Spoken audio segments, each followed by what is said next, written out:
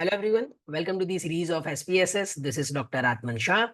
In this video, I'm going to discuss how to detect multicollinearity in the regression analysis and how to interpret the result.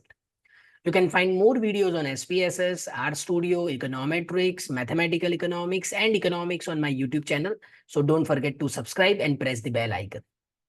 Let's begin with the introduction. What do we mean by multicollinearity? Multicollinearity occurs when two or more independent variables are correlated with each other. Now let's see this. Suppose our model y is equal to alpha plus beta 1 x1 plus beta 2 x2 plus mu. Now here we know that x1 and x2 are our independent variables.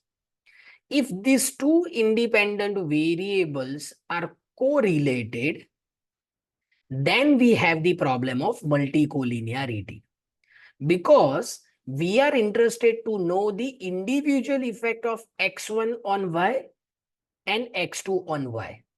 So if these two are correlated, then it becomes difficult to measure the separate or individual effect of each independent variable on our dependent variable. So therefore, if two independent variables are correlated, then we have the problem of multicollinearity. Now let's see this hypothetical data. So my dependent variable is blood pressure, and I have two independent variables, age and weight. So here, blood pressure depends on age and weight. So now we want to check whether we have the multicollinearity or not. That means whether age and weight are correlated or not. One of the methods used to detect the multicollinearity is variance inflation factor, that is VIF. VIF.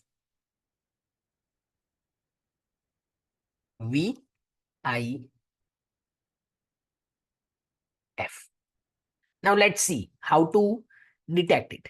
Now go to analyze, regression, linear. Again, go to analyze, regression, linear. So our dependent variable is blood pressure. So move it to the dependent box. Age and weight are our independent variables. So move them to the independent box. Here on right side, we have the statistics tab. So click on it. And you can select collinearity diagnostic. Here we have the collinearity diagnostic. So simply select this and click on continue. Click OK.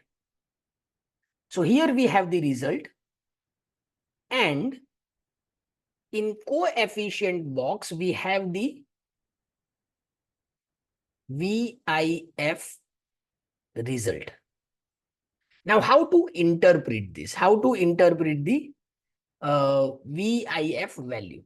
Now, if VIF value is near to 1 or 1, then we don't have the problem of multicollinearity. So if it is 1, no multicollinearity.